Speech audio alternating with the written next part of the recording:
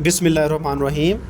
अस्सलाम वालेकुम दोस्तों, आज हम बात करेंगे सूतक के बुखार के बारे में। सूतक का बुखार जो है वो बच्चा देने से पहले या बच्चा देने के बाद में होता है।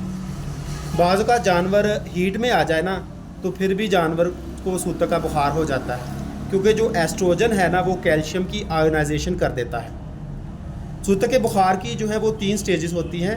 स्टेज 1 में जो है जानवर के जो मसल्स हैं ना वो खुद ब खुद हरकत करने लग जाते हैं। जानवर का बुखार जो है वो थोड़ा सा ज़्यादा हो जाता है। जानवर जो है लड़खड़ा कर चलता है और उठने की कोशिश करता है, लेकिन उससे उठा नहीं जाता, ख़ासकर पिछली टांगों से, और वो पिछली टांगों पर जोर नहीं लगाता।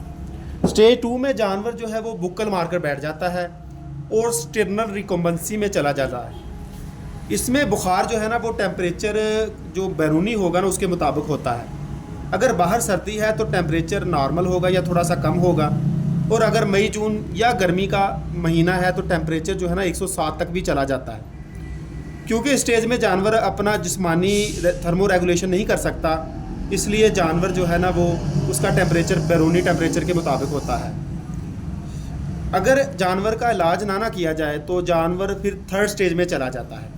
3rd स्टेज में क्या होता है कि जानवर जो है ना अपनी टांगें फैलाकर लेट जाता है और इसकी ओजड़ी में गैस भरने लग जाती है और जानवर की डेथ हो जाती है। इसमें जानवर की जो डेथ है ना वो रेस्पिरेटरी फेलियर, मतलब सांस ना लेने की वजह से, सांस लेने की जो एबिलिटी है ना इसमें वो कम हो जाती है। इसके डिफरेंशियल डायग्नोसिस में आपने मतलब किन किन बीमारियों से इसका डिफरेंशियल डायग्नोसिस आपने करना है।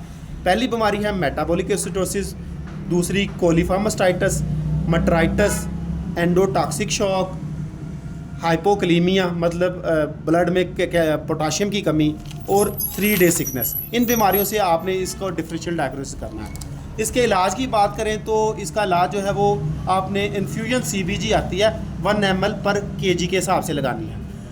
अगर जानवर कांपने लगे तो डरे नहीं, इसका मतलब है कि जानवर का कैल्शियम पूरा हो रहा है। ड्रिप ज़रा स्लो कर दें।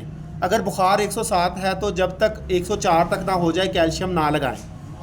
गर्मियों में बुखार कम करने के लिए जानवर को नहला सकते हैं, या आप नॉर्मल सलाइन ठंडा करके लगा दें। अगर जानवर बार बार मिल्क फीवर में आ जाता है तो इसका मतलब है आप कैल्शियम की डोज ज़्यादा लगा रहे हैं। इससे PTH की सेंसिटिविटी कम हो जाती है और जानवर जो है वो कैल्शियम रिसाइकलर बन जाता है। तो आपने ये सारी इन्फॉर्मेशन ले ली। अब मैं आपसे दरख्वास्त करता हूँ कि आप कमेंट्स में इन सवालों के जवाब दें। पहला सवाल ये है कि सर्दियों में मिल्क फीवर ज़्यादा क्यों होता है। दूसरा सवाल ये है कि मोटे जानवर में मिल्क फीवर ज़्यादा क्यों होता है। और तीसरा सवाल ये है कि कैल्शियम के साथ कौन कौन सी अद्वियात इस्तेमाल नहीं करनी चाहिए। और इसके बाद जो आखिरी सवाल है वो आपने ये बताना है कि वीडियो में जो जानवर है वो सूतक की कौन सी स्टेज में है।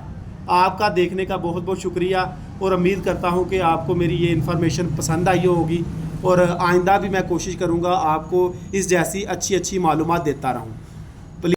प्लीज़ मेरा चैनल देखते रहें, और उम्मीद है कि आपको ये सारी इन्फॉर्मेशन बहुत पसंद आएगी। खुदा हाफिज़।